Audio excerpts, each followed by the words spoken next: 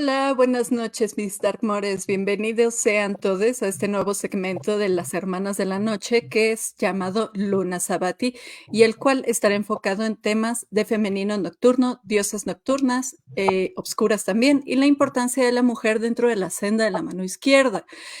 Para quienes no nos conozcan como tal, las Hermanas de la Noche somos un colectivo conformado por 3 exponentes femeninas de la senda de mano izquierda. Estamos ubicadas en la Ciudad de México y enfocamos gran parte de nuestro trabajo en la investigación y generación de contenidos sobre temas de ocultismo, paganismo y brujería. Y bueno, una vez dicho todo esto, me gustaría presentarles a los integrantes de este gran proyecto, empezando por nuestra biblioteca andante, que es Catherine Aine, especialista en magia ceremonial y sendero draconiano. Kat, no sé si te gustaría presentarte para los que nos están escuchando por primera ocasión. Sí, gracias. Bueno, sí, biblioteca andante, más o menos. Me sé algunos datos. Pues yo soy Catherine Aine.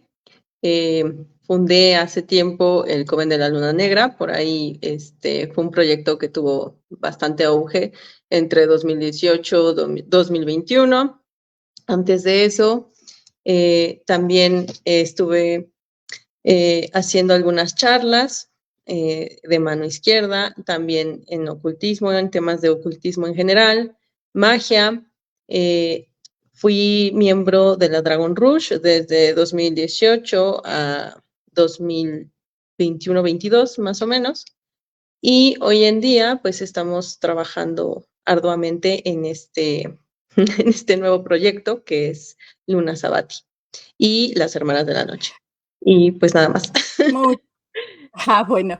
Y pues Muy breve. obviamente también tenemos a nuestra querida artista residente y nuestra amadísima trollcona, que es Bat Henry, especialista en sendas nórdicas. Bat, ¿nos regales una presentación?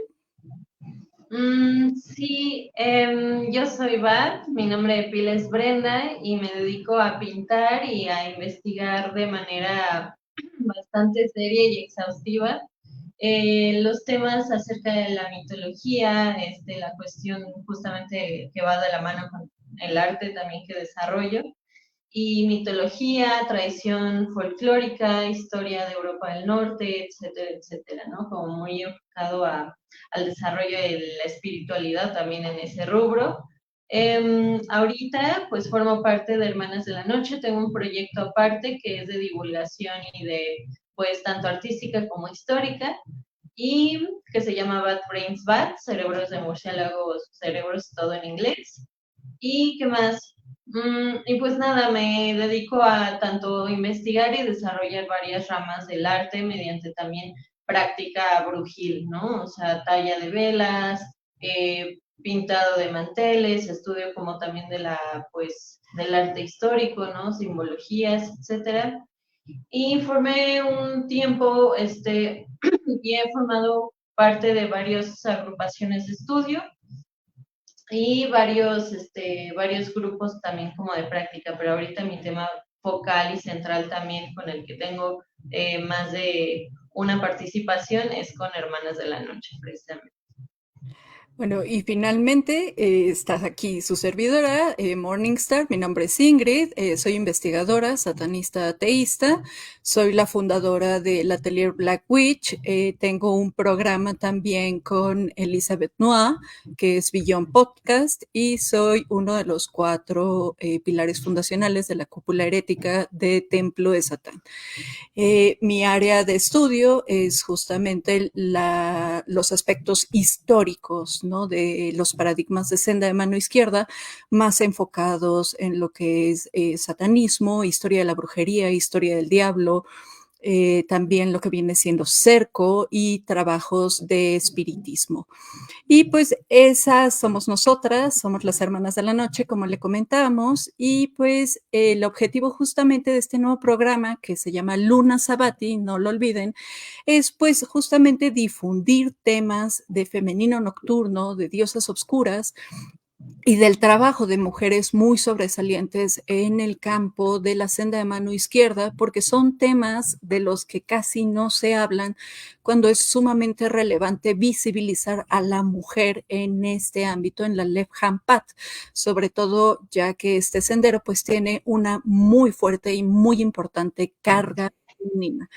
Y pues concluida esta breve presentación, nos vamos a arrancar con este primer episodio dedicado efectivamente a dilucidar qué es el femenino nocturno. Así que pónganse cómodos, sírvanse su bebida favorita y vayan alistando sus preguntas porque ya saben que el formato de este podcast es en vivo y nos arrancamos, Kat. ¿Qué te parece si nos platicas sobre este primer segmento? Claro que sí. Pues mira, bueno, bienvenidos a todos. Muchas gracias por este espacio, por su tiempo. Mira, este primer episodio inaugural, pues nos vamos a adentrar en esta parte del femenino nocturno, que es una faceta que abarca varias proyecciones, pero dos principales que son tanto positivas como negativas, ¿no? La actual, la cual va a representar la intuición, la magia, la sexualidad y fuerzas de creación y destrucción. Esta faceta surge cuando las energías vitales son negadas u oprimidas, ya sea a nivel individual o cultural, y se manifiestan como una poderosa fuerza que puede conducir tanto a la transformación como al caos. En ese sentido, yo suelo asociar el término nocturno, femenino nocturno, con la definición propuesta por Jung de la madre oscura, que bien dice que representa la faceta oscura del arquetipo de la gran madre, pero de una forma más peligrosa. Ajá.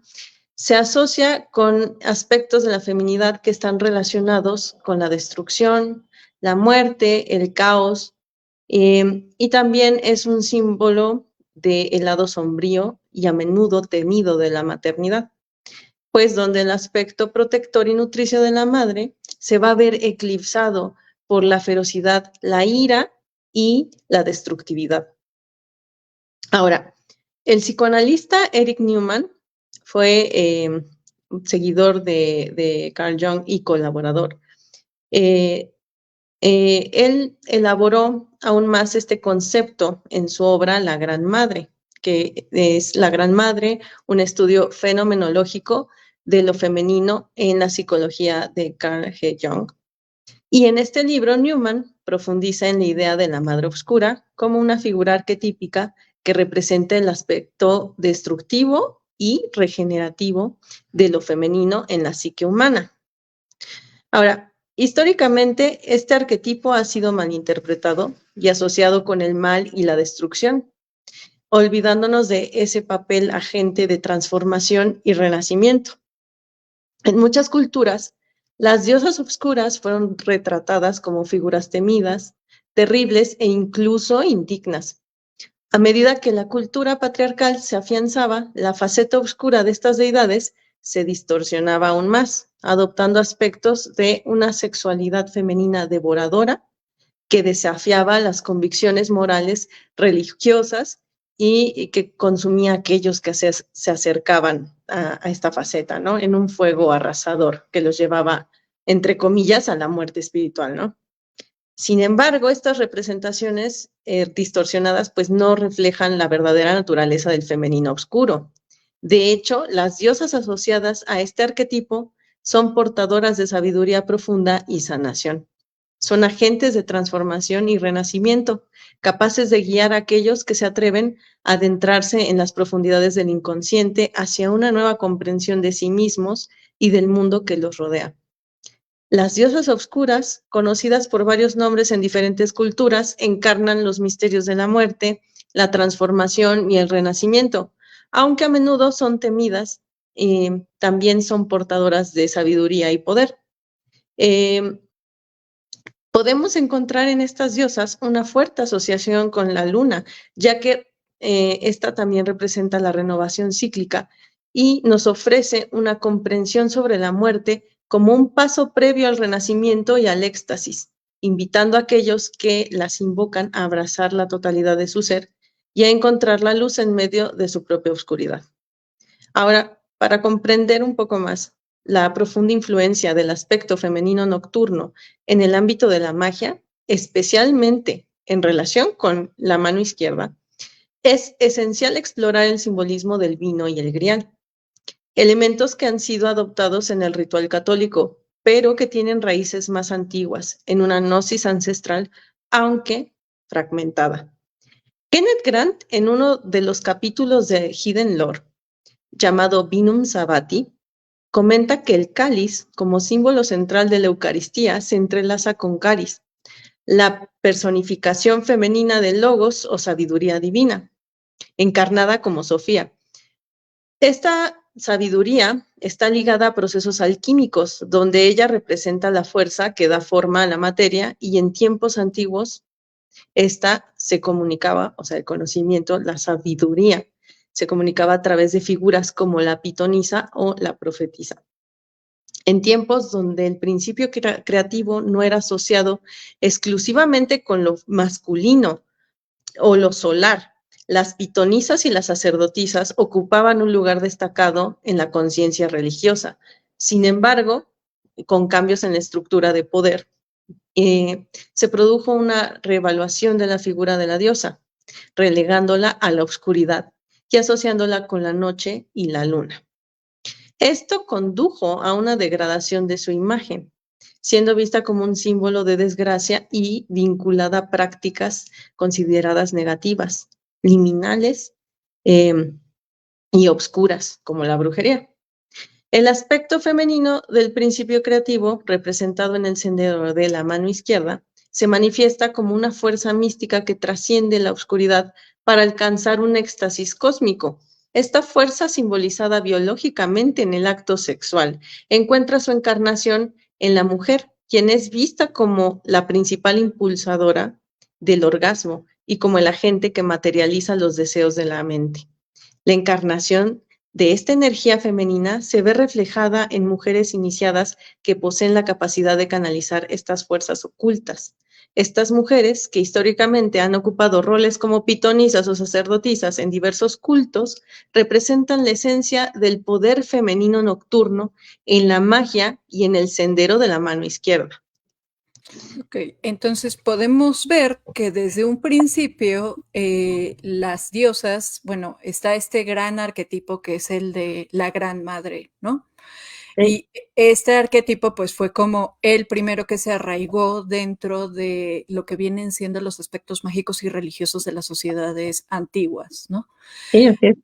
Entonces, hay que aprender también a diferenciar el hecho de que el rol de la Gran Madre o la diosa, que es lo que recuperaron los paradigmas neopaganos, pero solo lo dejaron como la diosa en todos los aspectos arquetípicos de la diosa, ¿no? Solo se centra como en los aspectos luminosos de fertilidad, ¿no? Esto relacionado a los paradigmas de neopaganos, ¿no? Lo que viene siendo Wicca, por ejemplo, el reconstruccionismo y todo ese tipo de cosas.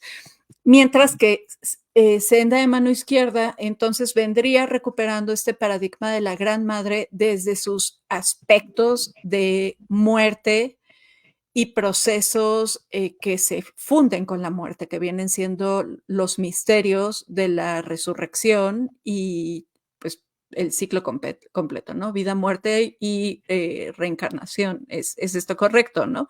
Claro. De hecho, justo esta parte benigna de la diosa es la que suele ser, sí, porque tenemos esa madre que es como simplemente nutricia, dadora, es toda benevolencia y virtud, ¿no? Esa sería la parte que recuperaría esa cuestión neopagana, ¿no? Pero vaya, si nos vamos a civilizaciones muy antiguas, vemos que en la conciencia colectiva de las personas, esa parte de la Gran Madre no está fragmentada. De hecho, abarca tanto esos aspectos oscuros como esos aspectos benignos y hacen una configuración compleja de lo que es la Gran Madre, ¿no? Entonces, por eso tenemos estas representaciones también de la vagina dentada, ¿no? De las representaciones tal cual de diosas que son asociadas a la tierra, tienen estos aspectos monstruosos. Son benéficos, sí, pero también tienen en su configuración esta parte de el arquetipo que devora. ¿Por qué? Porque es a ella hacia quien regresamos y nuestro cuerpo es entregado de nuevo hacia su vientre para que ella de nuevo haga este proceso de transformación y vuelva a ver este ciclo de vida, ¿no? Solo que con esta parte en donde las civilizaciones empiezan a hacerse más falocentristas, más apegadas hacia lo solar, hacia lo patriarcal, que no quiero decir con esto que dejaran del todo de lado esa parte femenina, ¿no? Pero sí que se veía como esta diferencia, ¿no? Lo podemos ver en esta parte de los cultos de Apolo y Dionisio, ¿no? Estos cultos extáticos, salvajes, orgiásticos, que tenían que ver más con ese lado femenino, pues eran más asociados con esta parte de los enteógenos, de entrar en estados liminales, en estados alterados de conciencia a través de la música, el baile, la orgía, el orgasmo, etcétera, ¿no? En esa figura de Dionisio. Y por otro lado, tenemos esta parte de los cultos de Apolo. Entonces, digámoslo así, que por ejemplo, los órficos son quienes dicen, a ver, podemos como que reconectar esto, tanto por el ámbito extático, también por el lado luminoso, que es más centrado en este culto de templo, podemos llegar a una gnosis, ¿no? Pero sí es bien cierto que cuando llegan estos cultos monoteístas, solares y centrados más específicamente en una figura masculina, ese papel de la diosa se va viendo relegado. Y toda esta parte, vamos a decirlo así, vinculada a la moral, llegaría a verse como, a ver cómo lo explico. Sí, como que vinculada hacia cosas moralmente cuestionables, ¿no? A lo femenino, a lo que vive en los límites, a lo marginal, porque en la misma Grecia había gente, y sobre todo los cultos católicos, tenían que ver con esas personas que eran las que vivían más hacia los límites de las ciudades, más hacia los campos, ¿no? De hecho, por eso esta parte de pagano, ¿no? Gente de campo. Entonces, toda esa gente que tenía que ver con eso, muchas de ellas también tenían que ver con esto de vivir al margen de la sociedad, al ser como, sí, ¿no? O sea, como que tú eres marginal y tú vives a través de estos cultos, pero también vives de una forma que no es como lo consideramos del todo virtuoso o del todo moralmente correcto, ¿no? Pero sí, es ahí donde surge como esta división, ¿no? De la gran madre, en la madre benevolente y la madre oscura. Y en este punto es lo que recupera bastante la parte del sendero de izquierda, ese trabajo con el femenino nocturno, porque también va a ser la base de la práctica. Sí, y así vamos dilucidando que el femenino nocturno entonces está ligado a lo que es magia sexual, a lo que es lo liminal, ¿no? Lo que hoy en día comúnmente se dice que es el cerco, ¿no? Aquello que está del otro lado de la muerte, cómo está ligado también a lo que es la senda de los venenos, a los ungüentos, a los filtros, a todo este tipo de cuestiones. Y de hecho hay un gran ejemplo de esto de la Gran Madre separada en la Gran Madre Benevolente y en la Gran Madre Obscura, que seguramente Bat ahorita me va a corregir porque nunca recuerdo bien el nombre, en una edda de este héroe que se encuentra en el muro de fuego, entra y se topa a la diosa. y la diosa lo recibe como madre, como amante y como muerte, Mm, ¿no? ujú, ujú, ujú. Sí, es Entonces, no recuerdo Sigdrifa, bien ¿no? La historia de Sigurd y Sigdrifa. sí, ese mero, ajá, que justo se Ujú. presenta, Odín lo deja entrar y está ahí la madre idea, ¿no? La gran diosa benevolente como madre y como amante, y al mismo tiempo como amante se divide en la gran madre oscura, que es amante y la muerte, ¿no? Que es un gran ejemplo de este arquetipo de la gran madre, ¿no? Y hablando también de arquetipos, Bat, me gustaría mucho que nos platicaras de las figuras femeninas también. Sí, es muy interesante porque se liga como mucho con lo que viene introduciendo Kat, que nos habla como apenas de temas como Jung, ¿no? Que habla también de los aspectos de sombra, habla como mucho de... a mí me gusta como ligar todo esto, obviamente desde donde tengo mi óptica, ¿no? Que es como el análisis folclórico, histórico, pues la religión de la gente, ¿no? También cómo se ha ido desarrollando y cómo esta corresponde a su mitología, lo escrito y también el contexto que sigue surgiendo y lo que habla o lo que dice acerca de ello, ¿no? Y es muy curiosa la construcción, ¿no? De la figura de la bruja, la magia y todo lo que conlleva desenvolvimiento alrededor del mundo místico, ¿no? Y el papel de también el desarrollo dentro de las culturas, su mitología, su religión, por ende, ¿no? Y el sistema de creencias cuando todavía tampoco eran religiones tan estigmatizadas o institucionalizadas, ¿no? Por ejemplo, un caso muy renuente que aún así es muy diverso es la religión o el sistema de religiones, mejor dicho, de Europa del Norte, ¿no? Que puede verse influenciado, como decía también Kat, de las personas, ¿no? De alrededor, ¿no? Que son justamente personas que convivieron con las tribus de desarrollo, sin embargo, después se relegaron a pues justamente los paganos, ¿no? Así la gente que seguía rezagada en las costumbres. Y esto también me gusta mencionarlo, también como para hacer un énfasis en las correlaciones y símbolos que se resaltan desde el misticismo hasta el folclore. Por ejemplo, tenemos varios aspectos, ¿no? Como para indagar dentro de estas figuras que son muy arquetípicas, desde la bruja o mujer mágica, y también la relevancia del poder, que estas pueden llegar a ejercer, ¿no? La influencia, la importancia implícita también en los fenómenos importantes de la historia y su sociedad, ¿no? O sea, quién está narrando también la historia y cómo percibimos estos conceptos. ¿A qué voy con todo esto o a qué me quiero señalar con todo esto?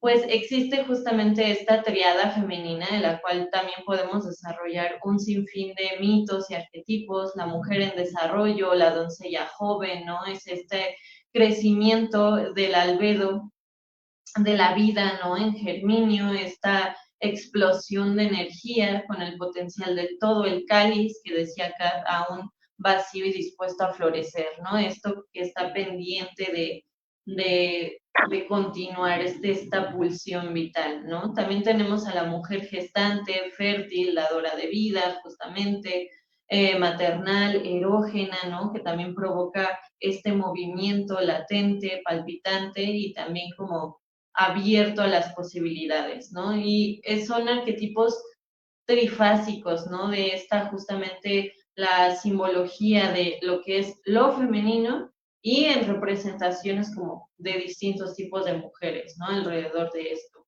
También tenemos al nigredo o la sección como más oscura o un poco más iniciática. Las tres son iniciáticas, pero creo que el nigredo nos lleva como a una cúspide del ciclo, ¿no? De esto, que es la anciana, una especie de psicopompo, ¿no? También como mensajero por ahí también de la muerte, portal de la muerte, y la vida entre el saber y el misterio, ¿no? Es como aquella también que resguarda el velo.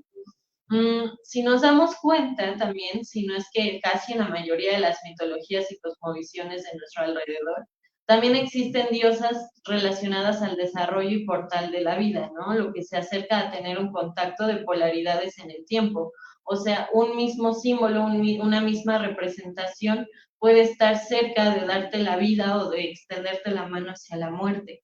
Con esto, ojo, también me gustaría también como mencionar o añadir que no quiero decir que los aspectos masculinos y activos dentro de la historia, la mitología y su narrativa no contengan ninguna importancia, ¿no? Sino que también para el tema de hoy, que justamente es el femenino nocturno, nos invitamos a abrir y sumergirnos en este tipo de análisis y hacer un ejercicio para reconocer ambas partes, ¿no? De dónde surgen, qué representan y qué hay detrás de todo ello, más allá como de el estigma o la popularidad de las redes sociales que podemos ver por encima, ¿no? Y cuestionarnos también el planteamiento de el renacimiento y la nada con todo esto. El femenino oscuro nos hace la invitación que tengamos presente que todo acercamiento de una aptitud divina también está en el reflejo que en sí mismo, ¿no? O sea, está el reflejo de su polaridad en sí misma. Como decía, lo que da vida también te puede dar muerte, lo que te da muerte te puede acercar también a la vida. Por mencionar que existen muchas deidades femeninas que si bien no son tan populares o estudiadas, ¿no? También por el difícil acceso a la evidencia o objetos culturales, materiales que se puedan estudiar al respecto y escrituras que lo certifiquen, existe, ¿no?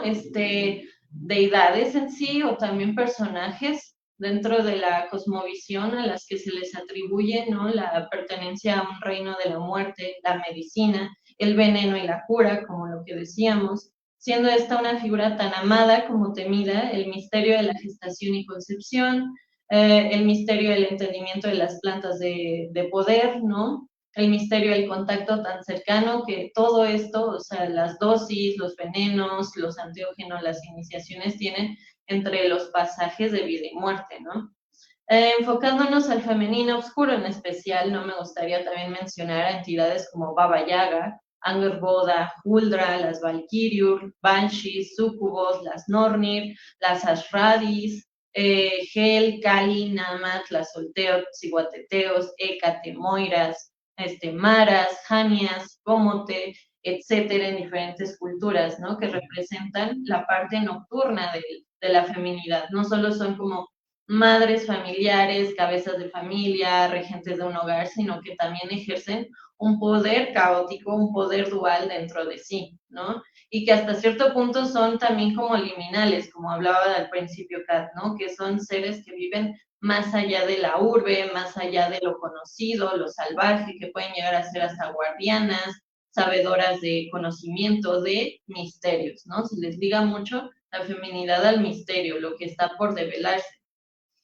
Y así las figuras femeninas o el femenino oscuro se adentra al ejercicio de la sexualidad de forma libre, ¿no? A conceptos de usar la sexualidad, ¿no? Por ejemplo, la magia sexual con propósitos determinados, ¿no? También la liberación del yugo del tiempo, esta especie de psicopompo y la convivencia con ello, ¿no? La adquisición de los recursos necesarios también para la misma voluntad, ¿no? Dentro de este ejercicio de la brujería y también como esta parte del reconocimiento de la dualidad también. La caída de la maternidad vista como un único papel de la mujer también esto conceptualiza o personaliza en estas deidades. La elección y adquisición también de los recursos, ¿no? O los elementos para ejercer la misma voluntad, el impulso de la fuerza magnética para restaurarse en pequeñas dosis de muerte, en medicina, en iniciación, en estados alterados también, la conciencia del fin y el renacer de las cosas, entre otros muchos conceptos o ideas que nos plantea mucho esta representación femenina, ¿no? Y esto me lleva, ya casi para cerrar mi tema, a que el conocimiento y manejo tanto de los conceptos y las prácticas que nos hicieran entender lo anterior, o sea, los conceptos que mencionamos, muchas veces se ve afectada por la cuadratura y narrativa que se le da a través de la historia escrita, ¿no? Dependiendo de los autores, los misterios femeninos siempre se vieron también en algún momento se han visto satanizados o demonizados como una gran parte de las creencias precristianas, ¿no? Al momento de las colonizaciones, culturalizaciones, más que estas representen algo negativo de primera impresión, muchas veces estas se describen de ciertas maneras, pues el contexto que fueron registradas dentro de la escritura histórica convenía arrinconar o exiliar ciertos aspectos culturales que muchas regiones ejercían en un mundo precristiano, ¿no? Antes de la concepción o hegemonía cristianizadora, ¿no? Y pasamos también a reconocer todas las propiedades aptas a nuestros alcances, a separar o monopolizar, o sea, alejarnos de ese concepto, los fenómenos de nuestro alrededor, dejando a un lado la personalización, y cercanía que se tenían tanto con la figura de los espíritus femeninos, como en general los espíritus del pasado, junto con sus mitos y prácticas que los vinculaban o nos vinculaban personalmente a ellos, ¿no? Y a partir de ahí tenemos también, justamente ahorita que hacían una pregunta por ahí, la convivencia y la comparación entre los astros y sus fenómenos y cómo estos recursos cíclicos afectaban también o regían estas deidades y figuras femeninas, ¿no? Que justamente tenían mucho que ver con los fenómenos de la noche.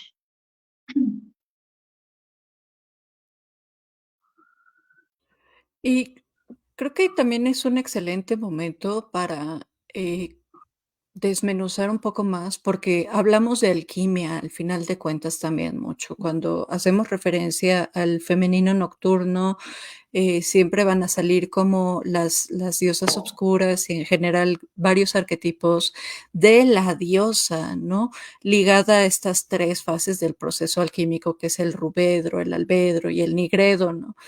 Pero me gustaría ver si podemos desmenuzar un poco más en qué consisten como estos conceptos alquímicos, porque al final de cuentas van ligados justamente a la obtención de la gran obra alquímica, para que si hay alguien en el público que no esté familiarizado con estos conceptos, se empiece como a familiarizar y obviamente nos agarre el hilo de una forma más práctica en los siguientes episodios, porque de esto vamos a seguir hablando y vamos a seguir hablando mucho porque es necesario, ¿no?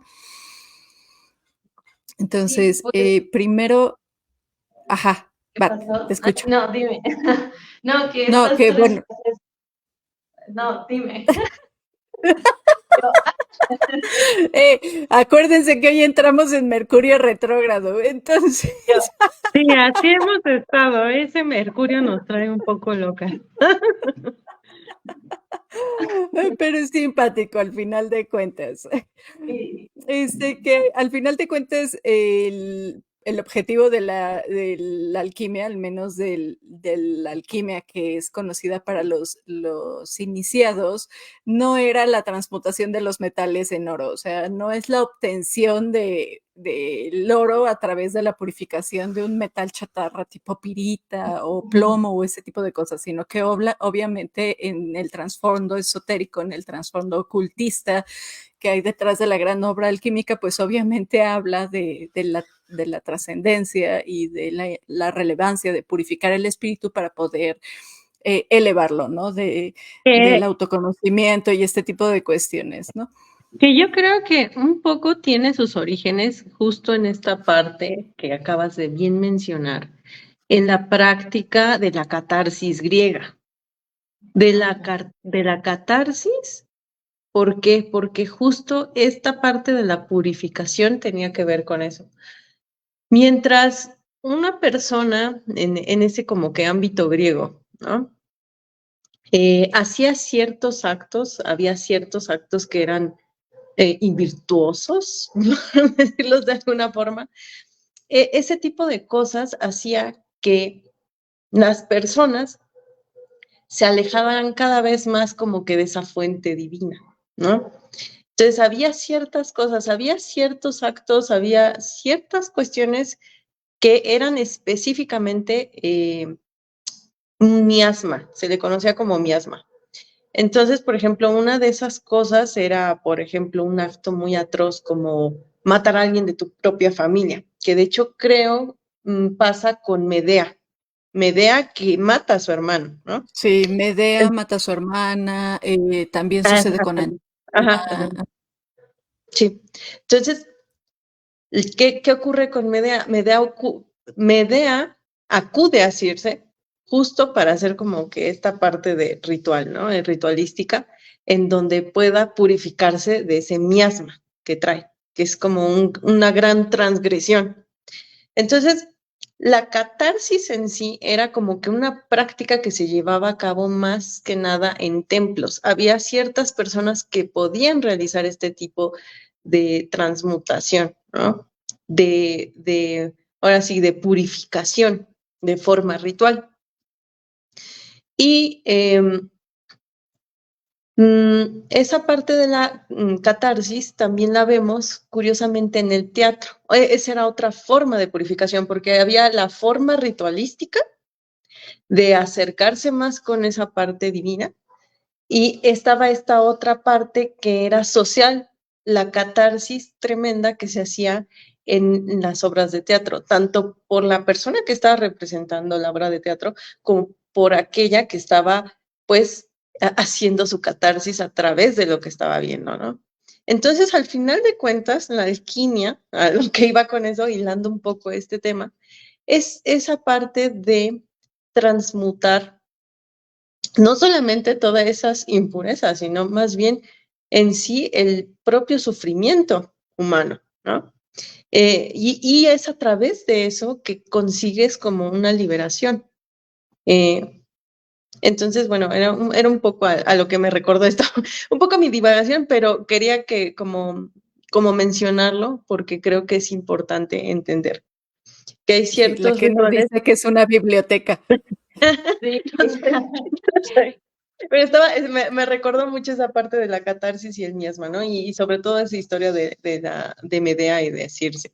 Pero sí, justamente yo creo que también tiene cierto origen, cierto matiz griego, ¿sabes? O sea, tiene esa parte de los órficos, porque ellos son quienes dicen, a ver, no solamente es a través de estas prácticas de purificación en donde, pues sí, te inhibes, ¿no? Estas prácticas de purificación inhibitorias, que son, por ejemplo, el ayuno. Ellos, por ejemplo, no comían carne, ¿no? Ellos no comían carne porque pensaban que el comer carne era como un acto que hacían los titanes, ¿no? Entonces, era como que eso era un tipo de impureza que no te debía de acercar como esas fuerzas más caóticas que eran los titanes, ¿no? Entonces, este tipo de purificaciones, hasta el hecho de no comer carne, etcétera, también ellos decían que había esta otra vía siniestra, ¿no? Entonces ellos trataban de reconciliar ambas cosas, ¿no? Y era de, hay un tema muy extenso en cuanto a el tema órfico, ojalá lo lleguemos a tocar. Tampoco soy experta de algunas cositas, pero creo que más o menos hay ciertos fundamentos, ¿no? También con los neoplatónicos, o sea, yo creo que esa parte de la alquimia tiene gran influencia en esta parte griega y en el neoplatonismo y en toda esta parte, ¿no? Nada más, ese era mi comentario. Sí, Bat. sí, es muy curioso, también, o sea, es muy curioso como justamente esas raíces también trascendentales, ¿no? Pero igual, por ejemplo, me gustaría hablar como de esas tres etapas también, de forma, pues, metafórica, ¿no? Porque igual, a lo mejor como dice Ingrid, apenas, no sé, hay personas que apenas están escuchando hablar de estos términos o algo, y más que nada, o sea, más que justamente asociarlo como a esta transmutación del metal o transformación o cambios no sé, de cierto ilusionismo, etcétera, creo que también tiene mucho que ver, y la gran obra, con nuestras transformaciones iniciáticas, ¿no? Creo que todos hemos pasado y podemos reconocer varias muertes en nuestra vida, ¿no? Esas noches oscuras del alma, como también le han dicho, y creo que justamente esas tres etapas, Albedo, Rubedo y Nigredo, se basan en una muy poética o también en un sentido poético las tres etapas del hombre, ¿no? O sea, el nacer, crecer y morir. Cuando creces, eres apto para la reproducción y es cuando justamente el rubedo con este rojo, con latente, esta pulsión erógena, habla de lo vital, ¿no? Habla del buscar crecer, ¿no? El albedo, pues es este surgimiento, es este primer paso, el nacimiento hacia las cosas, y el nigredo, pues obviamente habla justo de esos pasajes de fin para volver a iniciar, ¿no? Es esos tocados de fondo, es esas tocadas como de pasajes muy difíciles en las que el yo se ve también, o el ser se ve como pendido ahí de iniciaciones profundas de sí mismo y entendimientos como también muy profundos y cambios. Obviamente todo esto también habla en planos objetivos, que habla de duelos, que habla de dolor, que habla de cambios abruptos, ¿no? A veces como se ven desde esta parte caótica, que algunas personas también le pueden llamar el azar, el misterio, el destino, ¿no? Entonces creo que esas cosas también son muy importantes y curiosas de mencionar, y también, como dice Kat, destacar como estas prácticas y estas escenas, ¿no? Que a mí me refieren mucho a que han ido muy en compañía del chamanismo, ¿no? Y del crecimiento mitológico, histórico y como personal slash guión espiritual de la gente, ¿no? Del humano como ser evolutivo, ¿no? Y que este ha tenido también convivencia con muchos de su alrededor, ¿no? Y que como masa, justo también como decían aquí, se generan arquetipos que generan como también referencia a Jung, el inconsciente colectivo, ¿no? O sea, esa convivencia tan estrecha en la red del crecimiento generan esta especie de coincidencias o moldes o engranajes que se van como empatando y vinculando entre las espiritualidades o entre las prácticas chamánicas fuera de cierto dogma, ¿no? Entonces creo que mm, es muy, es muy curioso, como decía también, cómo se relacionan, ¿no? Estos procesos oscuros a también el contacto con la maternidad como algo gestante, nuestro lado femenino, nuestro lado que puede dar vida y hacer crecer las cosas, pero también es reconocer esas cosas de la sombra, como mencionábamos hace ratito, que es esa parte castrante o esa parte mortal, ¿no? Asesina, venenosa de uno mismo también. Entonces creo que eso destacaba mucho en estos ritos, ¿no? Estar en contacto con tu carne, con tu dolor, con los estados extáticos del ser, y el teatro también tiene mucha parte chamánica dentro de todos los desarrollos también precristianos, ¿no? Entonces creo que va mucho de la mano esa esfera, ¿no? Que nos explica este proceso del ser humano y su búsqueda por la realización de sí mismo, que es también pues hasta cierto punto la autoedificación, la iluminación, o sea, diferentes contactos, ¿no? Internos, el autodescubrimiento, ¿no? También que ahí le llaman. Sí, y al final de cuentas se liga igual con lo que está diciendo Kat, ¿no? Esta catarsis a través del teatro, que el teatro también tiene mucho este aspecto chamánico, ¿no? A través del uso de las máscaras, ¿no?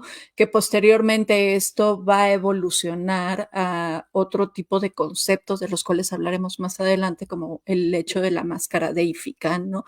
Que ya son temas también que abordan mucho a los arquetipos y que también generan cierto tipo de catarsis. Y pues ya para terminar con este tema del opus magnum, de la gran obra alquímica, pues sí, efectivamente son procesos de transmutación. Obviamente todo esto lo estamos hablando desde un paradigma hermético, desde una tradición hermética, ¿no? Que viene incluso en la tabla esmeralda atribuida al tres veces maestro Hermes Trismegisto, y pues igual estas etapas alquímicas estarán también estrechamente relacionadas con lo que es la sal, el azufre y el mercurio, que son incluso símbolos que hasta el día de hoy se siguen ligando al ocultismo, ¿no? Y aparte es muy curioso también ver cómo dentro de estas ramas ocultas, estas tres etapas también las podemos ver bien plasmadas en el famoso solve et coagula, ¿no? El disuelve y coagula, o sea, divide, une y genera como la trascendencia. Entonces, amalgamando un poco más ya todo lo que nos platicó Bat ahorita, pues vamos a encontrarnos que también el femenino nocturno no únicamente va a hacer referencia a lo que son diosas ocultas, sino también a entidades femeninas ligadas con la noche. Y como último bloque de este primer episodio, pues bueno, a mí me gustaría como tornar la plática un poco más al feminismo, aunque yo sé que este tema le incomoda un poco a las personas, pero hay que comprender, justamente lo mencionaba Bat, el femenino oscuro, el femenino nocturno, no únicamente es una senda enfocada a mujeres, también los hombres pueden ponerse en contacto con el femenino nocturno porque al final de cuentas esta dualidad se encuentra en cada uno de nosotros. Y obviamente esto que les voy a decir no es con ánimo de hacer proselitismo, se vale a la perfección decir por parte de morras que el movimiento no lo representa y aún así seguir siendo feminista. También es necesario abordar este tipo de temas para que pues los hombres que nos acompañan vayan comprendiendo un poco de dónde surgen. Así que el enfoque que le quiero dar, que ya hablaremos más sobre estos temas más adelante, obviamente, que va implícitamente también en el femenino nocturno dentro del Sitara Ara y la Lephampat, pues es que es una senda feminista al final de cuentas, porque todo esto que hemos platicando se va a consolidar en la idea de la pitonisa, en la idea de la sacerdotisa, pero sobre todo en el papel de la bruja a lo largo de la historia y su relevancia como el primer colectivo rebelde y relegado que es en su mayoría femenino, ¿no? Para poder hablar de todo esto hay que mencionar que desde la perspectiva de género se nos permite identificar cómo a lo largo de la historia pues se han preservado estigmas relacionados con las mujeres. Quizás uno de ellos y el más conocido es justamente este, el del concepto de la bruja, y nos vamos a encontrar que incluso hoy en día se relaciona con una ofensa, ¿no? O sea, ¿a cuántas de nosotras no nos han dicho X bruja, eres una bruja o como para tratar de ofender, ¿no? Y algo, la verdad es que sí es un término despectivo, sobre todo porque hace referencia a una mujer mala, por decirlo de alguna forma, a una mujer fea, pero es muy interesante preguntarnos cómo es que surge este significado, ¿no?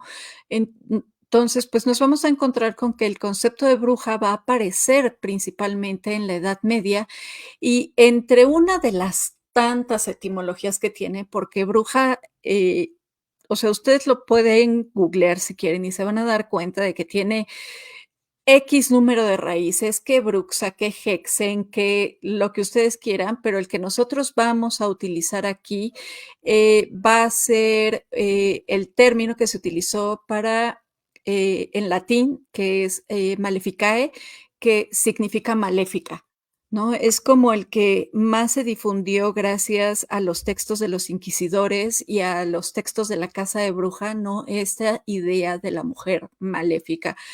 Y este término se va a utilizar para designar a mujeres que, pues, llevaban la contra, por decirlo de alguna forma, a los órdenes establecidos, sobre todo en ciertos poblados de Europa. A las mujeres a las que se les va a designar en aquel entonces como brujas, normalmente van a ser ancianas solas, mujeres económicamente desposeídas, perdonen mi dislexia, mujeres que no contaban con la protección de un hombre en general. Y aquí esto es un tema, la verdad, un poco sensible porque nos vamos a encontrar ya desde la Edad Media que si una mujer no contaba con un aval masculino, entonces su palabra no iba a ser como tomada muy en serio. Y esto es algo que desafortunadamente seguimos arrastrando hasta el día de hoy, incluyendo los paradigmas de senda de mano izquierda.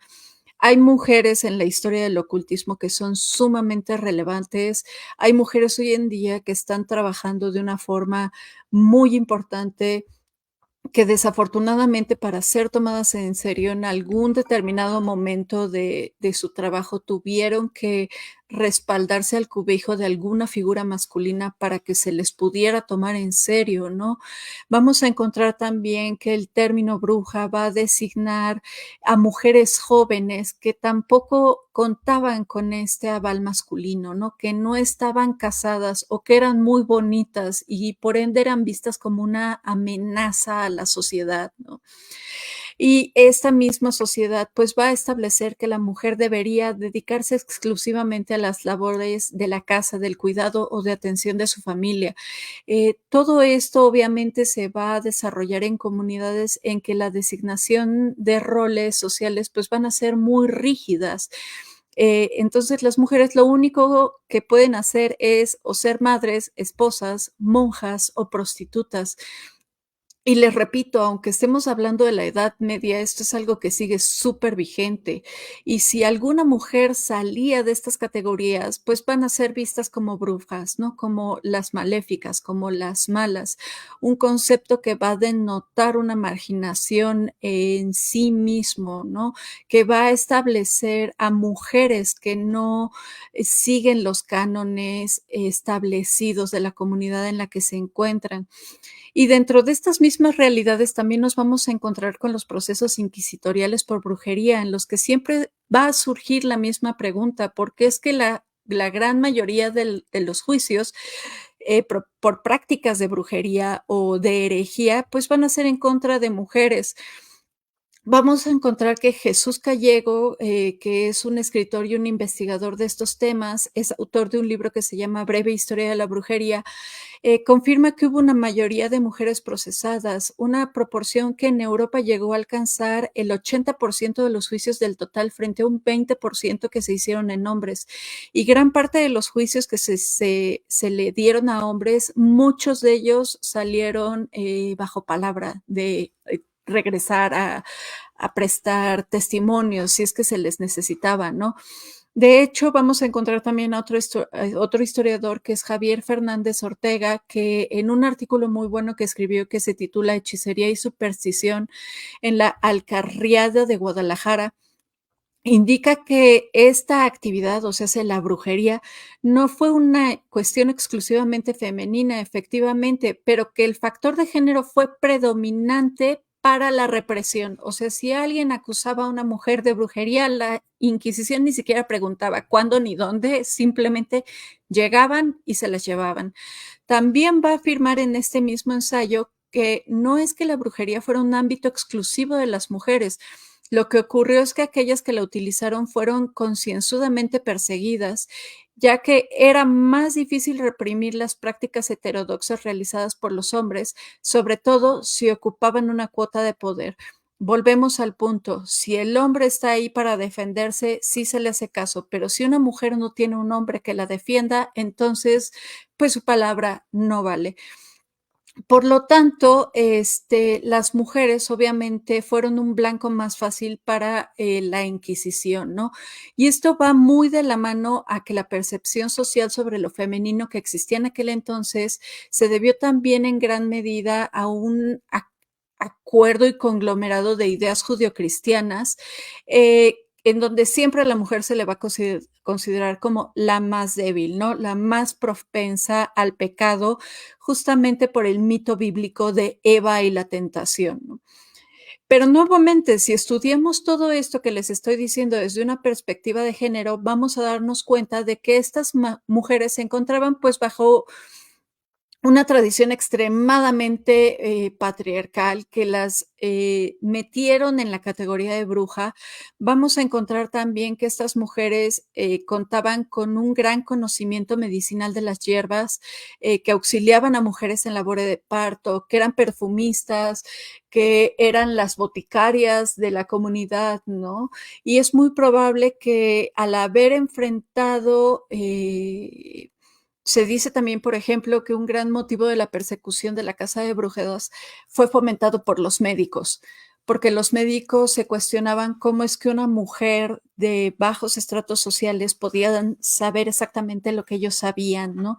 Entonces, cualquier actividad relacionada al uso, por ejemplo, de pociones, ungüentos, pues fue perseguido, ¿no?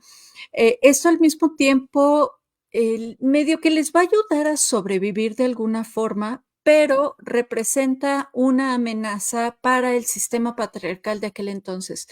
¿Por qué? Porque estas mujeres viven en un sistema de transgresión, vivían en un sistema de transgresión constante que representaba una amenaza para el sistema de creencias y de valores de aquella época, de aquellas comunidades, y fue una de las principales causas por las cuales fueron perseguidas y quemadas en la hoguera.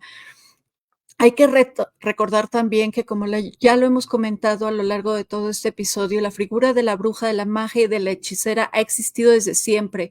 Y vamos a encontrar también que otra investigadora, Grace Morales, autora del libro Mágicas, Brujas, Magas y Sacerdotisas del Amor, va a comentar justamente que a la bruja, pues a lo largo de toda la historia se le han atribuido poderes y se le ha representado como alguien a quien temer, alguien que amenaza lo establecido. Así que podemos afirmar, ya hablando en general de todo esto, pues que la brujería y la condición femenina ligada a lo nocturno ha estado ligada desde tiempos remotos a algo negativo por ir en contra del patriarcado.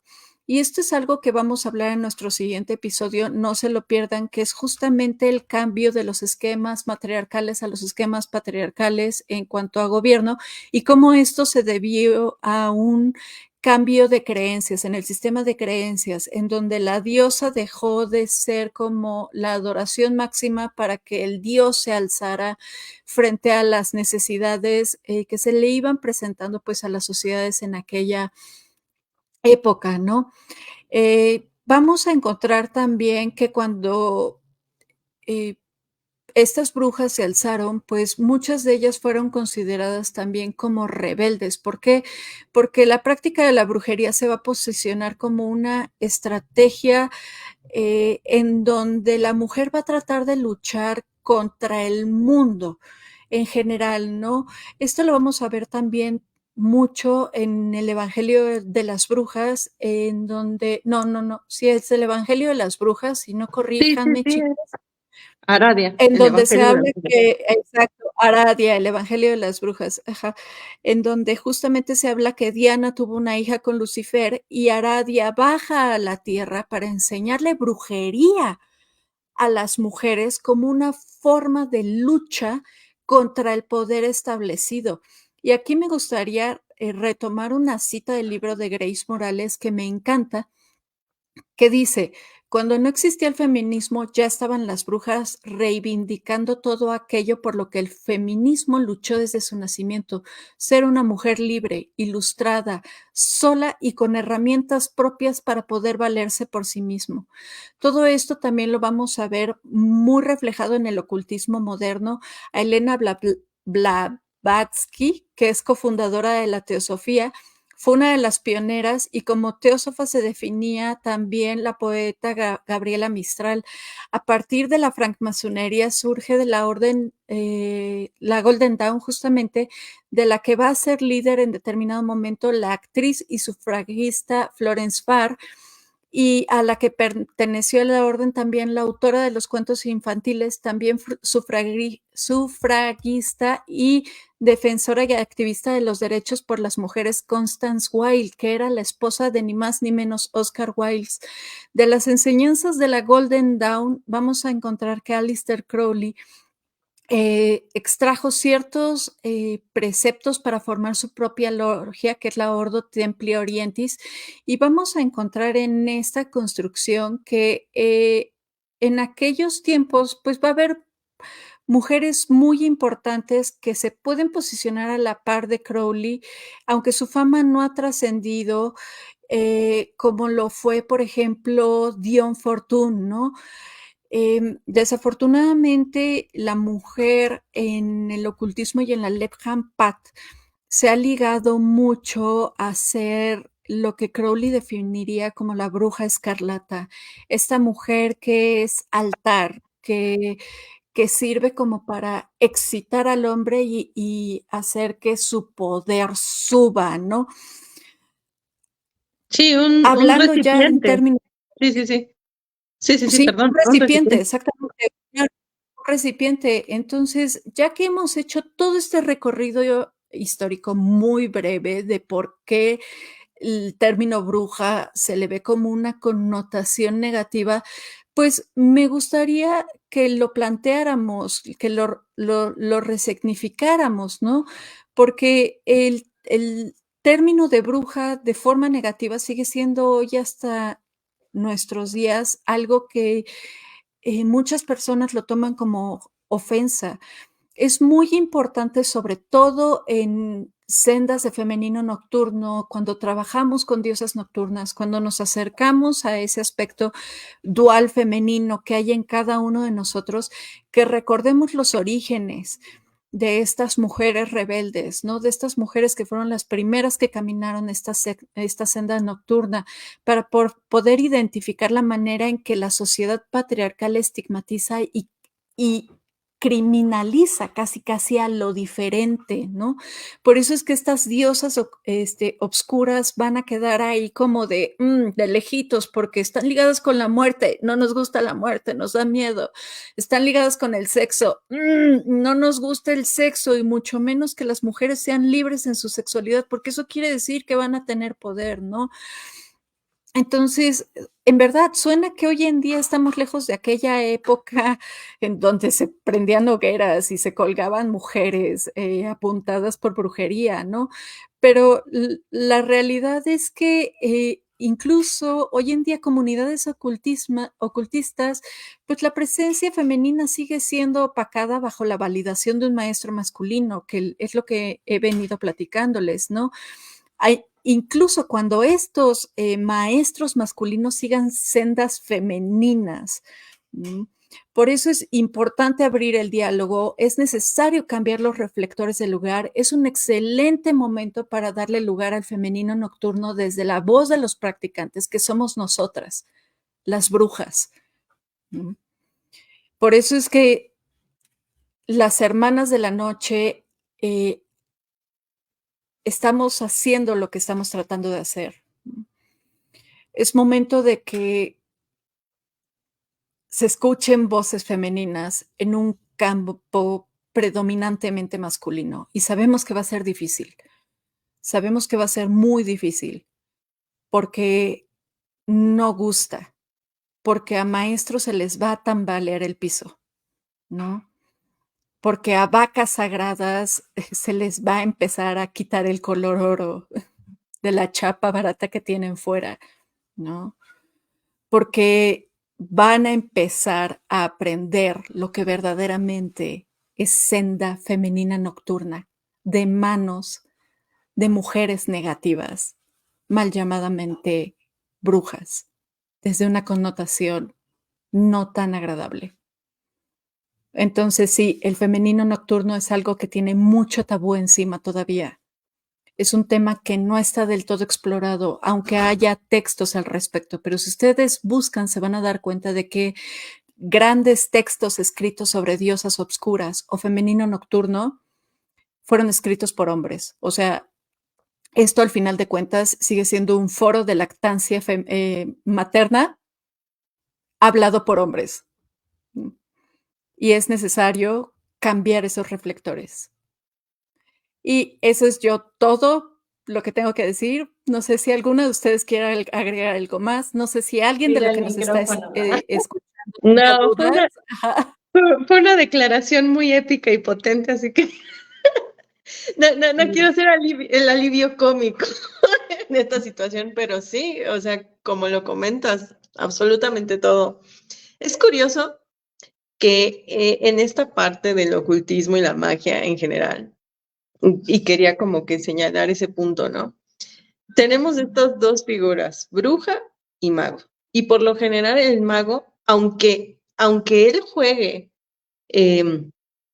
con cuestiones obscuras, siempre va a tener un halo de virtuosismo alrededor de él. Lo hace por algo. O sea, tiene una finalidad más allá hay algo más allá en su búsqueda. Seguramente es la iluminación, o seguramente está encontrando el hilo negro de las cosas. Aunque sus prácticas sean de lo más degradantes, hay algo ahí que es curioso porque en contra la bruja siempre se va a tener esta idea de bruja, si los ponemos así como que en ese formato, ¿no? La figura del mago y la bruja. La bruja siempre va a ser vieja, siempre va a ser retorcida, siempre va a ser histérica, siempre va a vivir apartada de la sociedad, en donde vive de forma marginal. En los cuentos se retrata como aquella que devora niños, siempre está ahí como miedos atávicos, son como nuestros miedos atávicos, sujetos a esa figura de la mujer. Por el contrario, el mago siempre está envuelto en ese virtuosismo, a tal grado de que lo podemos ver en el Ars Paulina. ¿Quién tenía la capacidad de evocar hasta entidades angélicas? Porque eso era lo más hereje que podías llegar a ser, además de tratar con demonios, ¿no? Todavía aún más hereje era llamar a esos ángeles. Pero ¿qué sucede? ¿Quiénes tratan con ese tema? El lado masculino. Por el otro lado tenemos figuras hasta bíblicas como la bruja de Endor, ¿no? Que son siempre esas figuras que sí evocan a estas entidades, pero siempre hay un halo de negatividad alrededor de ellas, siempre hay un lado de esta mujer es maligna, es oscura, es histérica, está loca, raya en la locura, mientras que el mago no. Y a mí no me gusta ese argumento porque siempre suele irse como por esta tendencia de baja magia y alta magia, ¿no? En este sentido como clasista, de que la baja magia es de la gente ignorante del pueblo, de la vieja bruja, que seguramente tiene cierto tinte de locura y de excentricidad, y por el contrario tenemos a esta figura ilustre, que es educada, que es filosófica, que es casi científica, ¿no? Y hasta esa parte como de acercada a Dios, porque hasta el mago tiene ese halo de su camino lo acerca hacia lo divino, hacia la iluminación, ¿no? Entonces, justo esto último que apuntas me parece totalmente interesante, me parece poderoso, porque justamente es reivindicar esa parte, sobre todo en mano izquierda, ¿no? Y pues nada más, nada más. No tengo nada más que comentar más que ese, que se me hace curioso eso y que es interesante como explorarlo de ese lado. Y pues no sé si Bat quiera comentar algo más. No, sí, se me hace súper valioso lo que están comentando, ¿no? Y como enfatizar que si bien ambos podemos sensibilizarnos a estas fuerzas complementarias, fuerzas duales o fuerzas, pues sí, como cíclicas, vivimos en un sistema hoy día moderno, ¿no? Que se ha perpetuado desde ciertas hegemonías. Una ha sido desde el cristianismo hasta el capitalismo, ¿no? O sea, son dos estructuras que realmente han impactado dentro de la escritura de la historia, ¿no? Y que justamente le han atribuido estas ideas dentro de este inconsciente pues popular y colectivo, lo cual tiene, pues sí, consecuencias colectivas en el trato, en el cómo se vive en el día a día, ¿no? En la vivencia y fenomenología humana, ¿no? Entonces, y su evolución. Entonces, claro, a mí se me hace súper curioso cómo, por ejemplo, al momento de escribir las Edas, ¿no? O la Eda, la poesía édica, la poesía escáldica, por decir un ejemplo, del norte, de Europa del Norte, que es los primeros escritos que empezamos a tener acerca de su mitología, estaba surgiendo la cristianización, los textos ya son cristianos. Entonces, realmente para estudiar de forma pues histórica, académica, te debes sí de complementar mucho de la arqueología, de la evidencia material, etcétera, también del folclore, evidentemente, pero mucho ya se viene empapado, ¿no? De esta separación entre lo que está en la esfera cristiana, ¿no? Lo que se conoce y se perpetuó. Por ejemplo, hace poco estaba estudiando algo muy, muy interesante, ¿no? En una certificación que que Odin como tal, como tenemos este precepto, ¿no? Superhombre, Odin y Thor, ¿no? O sea, esta mitología tan masculinizada, tan exotizada, pues sí, hasta cierto punto patriarcal, y la posición patriarcal que se le da a entidades como Odin, realmente se ponen en duda, ya que está la misma escritura édica o la misma escritura mitológica que ahora se tienen y que mucha gente se basa como para tomarla como una estructura o evidencia de cómo fueron las cosas, pues realmente este autor estaba buscando agradar a las nuevas formas de gobierno, ¿no? Entonces, Odin se ve muy relacionado dentro de estas evidencias al reflejo de la forma, las nuevas revoluciones de gobierno y las nuevas revoluciones ideológicas, lo cual también te plantea con el cristianismo un Dios todopoderoso y creador del todo, ¿no? Entonces también hay que ver como justamente esas influencias que nos hacen construir las ideas y los conceptos que ahora tenemos. Ahora, con qué voy también con todo esto y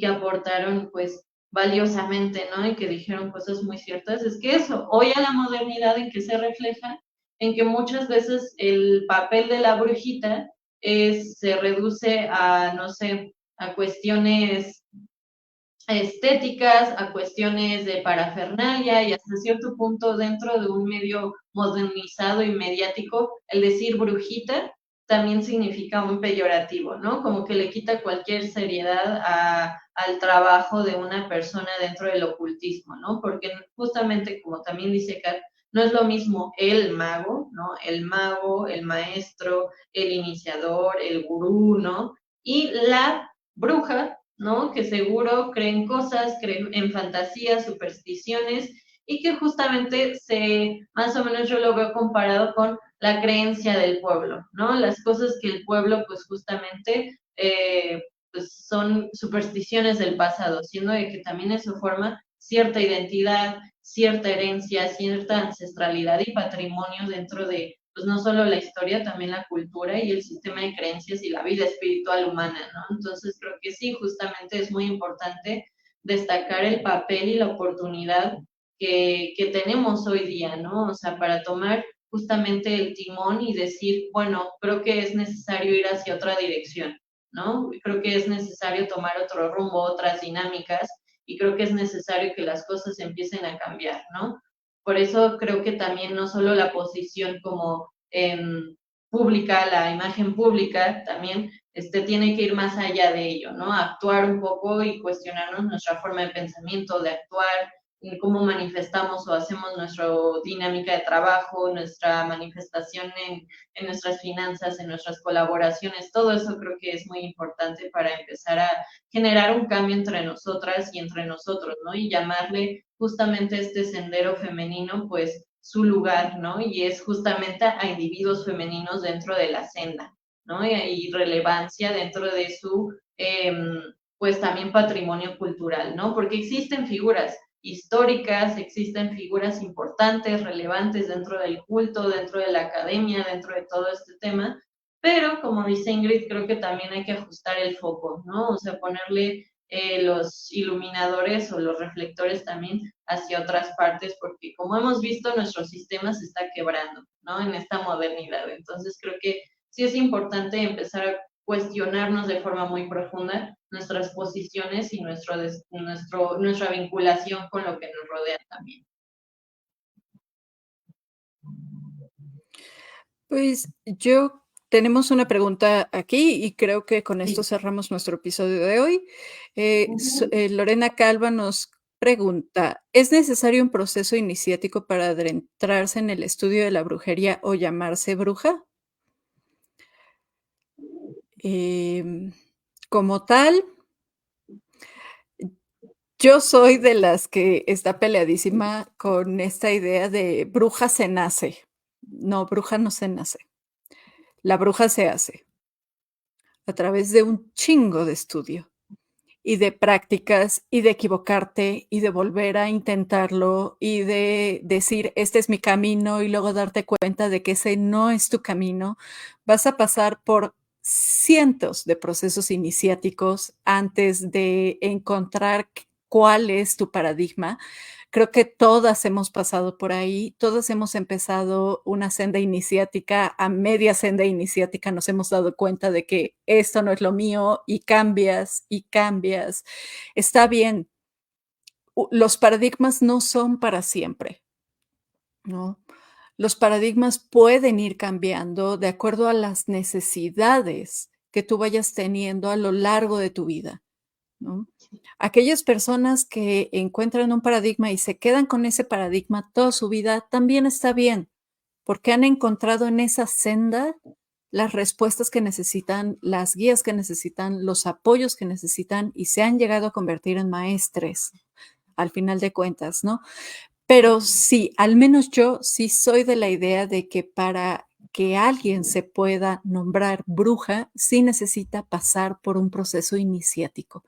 Y el primer proceso iniciático por el que uno tiene que pasar es confrontarse a sí mismo.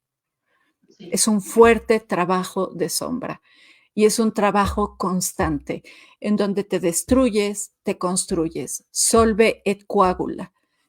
Entonces, siempre el primer proceso iniciático por el que una bruja pasa es destruirse a sí misma para empezar a construirse de nuevo, independientemente de si busca iniciaciones en alguna orden mágica, en alguna senda, en lo que sea. O sea, el primer paso iniciático siempre va a ser confrontarse a uno mismo. No sé. Pues sí, Ese digo yo yo. también creo exactamente lo mismo. No creo que se pueda decir como algunos que dicen, no, se nace, se hace, más bien se hace a través del trabajo, del estudio, de la práctica, así como bien dices, pasas por un proceso iniciático. Ahora, que si nos referimos a, a esa parte, como por ejemplo una iniciación como orden mágica, o por ejemplo, ¿no? Una iniciación dentro de una tradición brujeril como tal. Bueno, ahí hay otro, vaya, hay otra connotación en donde entra también, no nada más esta muerte simbólica que es la iniciación, también entra el misterio, que es algo que se vive de forma personal, que no es algo colectivo, pero también hay una colectividad, o sea, también hay una corriente que tiene que ver con esa parte de el, vaya, ¿no? En cuanto a linajes, el primer iniciado en esa tradición y cómo va pasando esa tradición, no solamente ese conocimiento, ese conocimiento de vida en la que se imbuyó, o sea, en todo su simbolismo, en todo su misticismo, sino también tú vas aportando esa tradición, ¿no? O sea, esa tradición es viva, es algo que está en constante transformación, que también lo puedes tomar desde esa individualidad, pero también tiene un trabajo colectivo. Ahora, como bien dice Ingrid, es una cosa en la que si tú vas empezando, lo más aconsejable es que aprendas las bases, que realmente las pongas en práctica y que poco a poco vayas encaminándote. No necesariamente tienes que tener un linaje para decirte bruja, ¿no? No necesariamente tienes que estar iniciada en una orden mágica, pero sí que tienes que pasar por ese proceso iniciático, que no creo que sea nada más dado por esta parte de una institución, ¿no? O una tradición, vaya. Y pues eso, depende de lo que estés buscando. Si realmente quieres hacer ese como trabajo colectivo, egregórico, etcétera, bueno, ya hay formas, ¿no? Hay tradiciones, hay órdenes y tal. Pero eso no quiere decir que si no estás iniciada en una de esas órdenes o tradiciones, te quite el hecho de que seas bruja, ¿no? El hecho de llamarte bruja a ti misma es haber recorrido ese trabajo, ese camino, ¿no? Haber trabajado realmente y hacer de tu práctica un verdadero arte. Y nada. Totalmente. Sí, yo justo apoyo o ligo mucho el trabajo mágico o brujeril o como quieran, o espiritual, como quieran verlo, con el arte, justamente, ¿no? O sea, justamente yo lo ligo mucho con el arte y creo que tu camino o tu desempeño o práctica o sendero espiritual tiene que justamente tratarse como una disciplina artística, ¿no? En la cual podrás tener muchos maestros, pero nadie podrá agarrar tu cabeza y tu mano para tocar el instrumento o para pintar, ¿no? Creo que es algo que funciona también mucho de esa forma. Y, y justamente por eso la práctica es muy esencial, ¿no? Si bien, justo como dicen, no es tan indispensable, ¿no? Ser bautizada o ser bautizade, ¿no? Para realmente permitirte obtener licencia para, sino que sí vas a pasar, o sea, como que es una consecuencia y efecto colateral de la práctica y del compromiso, ¿no? Que uno mete dentro de su práctica al momento de, ¿no? Que sí se convierte en una iniciación por sí misma, ¿no? Y uno cambia, uno también como en el teatro, ¿no? O sea, el personaje se transforma en escena, o sea, sí debe de haber cierta fase, ¿no? Cierto ciclo constante que se cumple desde la misma práctica. Y esa creo que, pues, te va acompañando conforme a la vida, porque creo que ser bruja tampoco es como igual algo que nada más se te otorgue de nacimiento o nacimos nada más con el don y uno es como el talento, ¿no? Uno nada más se puesta en los laureles y ya la magia se hace sola, ¿no? Realmente un talento no bien entrenado, no bien explotado, pulido, pues realmente solamente es fanfarronería, ¿no? Entonces creo que funciona igual en la magia. La magia que no conlleva una práctica, un desempeño material, una evidencia de lo que haces, que es la práctica justamente, pues, o la obra que vayas haciendo, el arte de tu práctica, pues creo que vas a estar nada más dando vueltas o realmente todo van a ser realmente nada más conceptos. Creo que también la espiritualidad o la senda, pues uno se lo debe de personalizar y apropiar también. Y creo que eso es inevitable lo que te vincula cuando empiezas un viaje iniciático, una práctica con la que pues justamente te comprometes. Y puedes cambiar, como dice Ingrid, de varios puntos de vista en la misma práctica, ¿no? En la misma respuesta y pregunta, pero creo que es un efecto colateral del compromiso o justamente lo que qué tanto la voluntad que involucres dentro de tu proceso mágico o brujería, ¿no? Como gustes llamarlo, pero creo que si no está teniendo justamente ese cambio, pues hay que cuestionar un poco nuestro compromiso con ello, ¿no? Nada más. Bueno, pues yo creo que con eso cerramos nuestro episodio de esta noche. Agradecemos mucho a todos los que nos acompañaron en este live y a todos los que nos van a escuchar en diferido. A ver, espérenme tantito. Joseph Lee nos comenta, estoy muy desacuerdo con Morningstar de tener un arduo trabajo de sombra, porque lo principal es conocerse a uno mismo y tener mucho trabajo de meditación para sanar y equilibrar tu estado mental. Para sí es muy importante el trabajo de uno mismo, aunque siempre es difícil llevar a cabo en tu vida cotidiana el cambio interno que vas logrando con la confrontación de la sombra. Pues es que al final de cuentas también el trabajo de sombra es conocerse a uno mismo.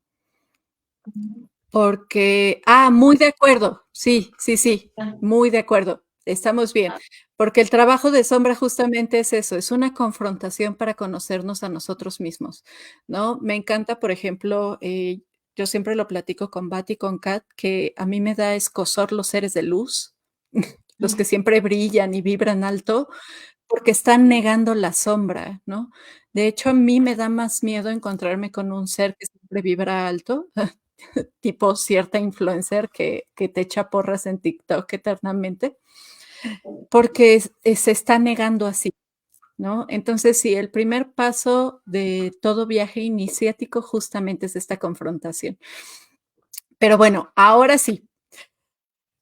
Muchas gracias a todos los que nos acompañaron hasta esta hora de la noche. Muchas gracias a todos los que nos van a escuchar en diferido. Ayúdenos, por favor, a esparcir el conocimiento sobre el femenino nocturno. Recuerden que pueden encontrarnos en Facebook, Instagram, YouTube y en Spotify con nuestro nombre de usuario que es Hermanas de la Noche. Nos vemos en 15 días con nuestro próximo episodio que va a estar dedicado a la luna negra, el caos y la destrucción. Les agradecemos nuevamente por apoyarnos en este nuevo proyecto que está surgiendo con las Hermanas de la Noche y esperamos verlos próximamente. Manténganse bien extraños y hasta la próxima.